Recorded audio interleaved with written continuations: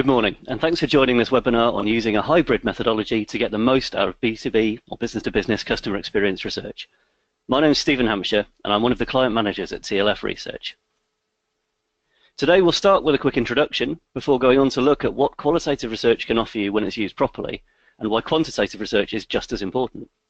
We'll talk about why looking at the responses of individuals in their entirety is far more important for B2B research than it is for consumer research, and how that works best when you tie customer feedback together with other sources of information and other ways of managing relationships.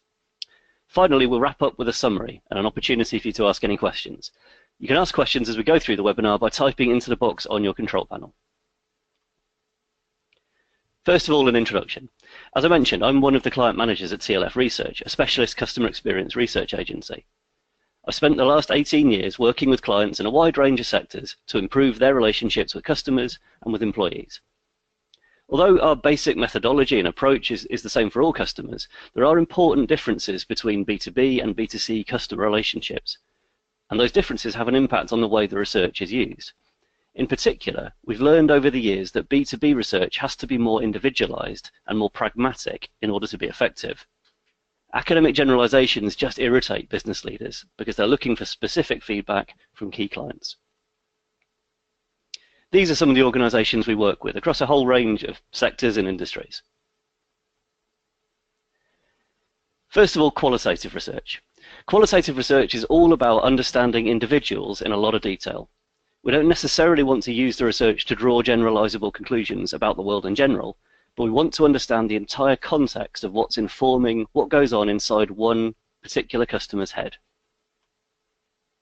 So qualitative research is about going deep rather than broad.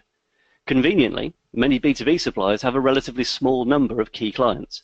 That handful of individuals are crucial to the future of our business, so it's worth the time and the effort to understand their thinking in huge detail.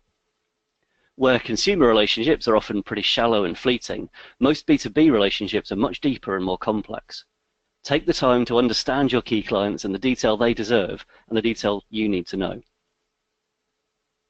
The aim ultimately is to understand what shapes customers' decisions, such as whether they'll renew with you or go with someone else, or whether to increase or decrease their share of spend. Face-to-face interviews work well to build up a strong rapport with customers, and they also give you the opportunity to pick up on details in the environment that you couldn't get any other way. For instance, I was once interviewing one of my clients' key customers just as one of their deliveries arrived, and that gave me the opportunity to understand how the deliveries were processed, to ask questions, and to see firsthand how frustrating it was for the warehouse manager that items were mixed up in different boxes. You might call that luck, but it's the sort of thing that happens all the time when you get out there and spend time with customers. As well as using your own experiences as a prompt, qualitative research in general should be about more than just asking open-ended questions and reporting what customers say. Your aim should be to create a mental model for the way customers see the world and the way they go about making decisions. That means reading beyond the verbatim responses, which are often used, as Wendy Gordon observes here, as little more than supportive sound bites. You need to go beyond what people say to understand the unspoken thoughts and motivations that underpin decisions.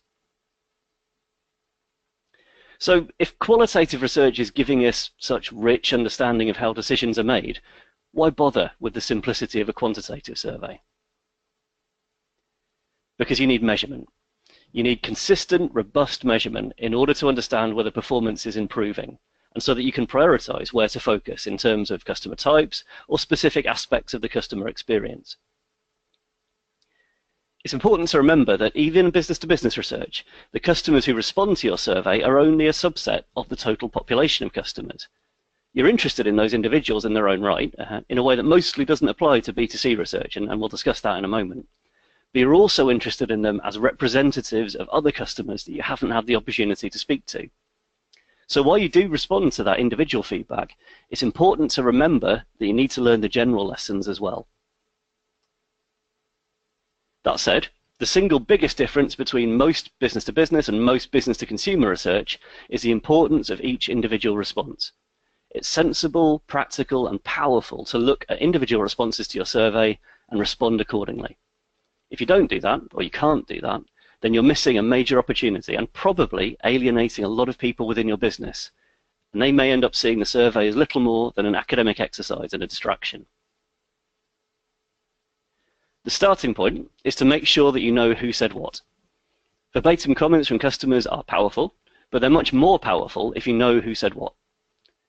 It can be a challenge to balance that with the need to offer customers the ability to give their feedback anonymously.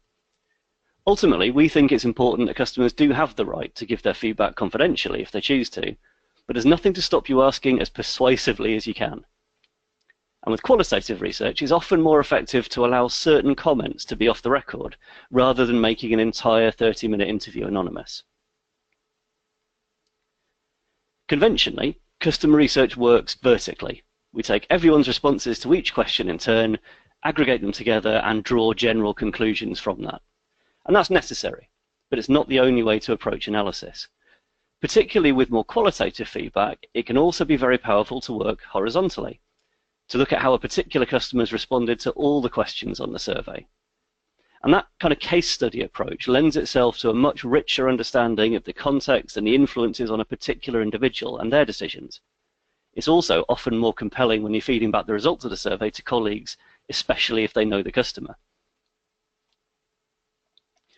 Because of its background in social science research, market research often focuses exclusively on drawing conclusions about groups in the population, on that projection up to all customers. And that is important, as we've seen. But in business-to-business research, we often end up speaking to the same individuals again and again, year after year. Each customer can be thought of in two distinct ways at the same time. So on the one hand, they represent other customers like them, the people we haven't had a chance to speak to. But on the other hand, they are themselves. As well as looking at whether the average score for the North region or customer type A has gone up or down, it's also useful to look at specific customer scores over time to see whether they've gone up or down from year to year. Depending on your customer base, it may make sense to track the scores for individual people or at the organizational level, or often both. And that more client-specific lens lends itself to tying your customer feedback together with other sources of information, for example, order history, so that you can weave together multiple sources of information to tell a more strategically compelling story. Focusing on specific clients will make your survey much more engaging for colleagues, particularly for account managers and others involved in day-to-day relationships. They may not always appreciate what can feel like an intrusion into their role of managing customer relationships, but it will certainly get their attention. The important thing is that everyone involved sees the survey as the start of a process rather than the end. It's not about reaching conclusions, it's about highlighting ways that we can go about improving the customer experience. That can involve making systemic changes to processes or ways of working, but it often also involves making specific action plans for specific key clients. Getting account managers to see customer experience research as a useful tool to help them create better relationships with their customers, rather than as an irritating threat to the relationship, is one of the key things which sets effective B2B surveys apart from the rest. To have any hope of doing that, you need to make sure that you make account managers active participants in the design of the research and in developing action plans for their own clients. And we'd advocate sitting down with key clients to discuss their feedback in detail. The account manager obviously has to be part of that conversation.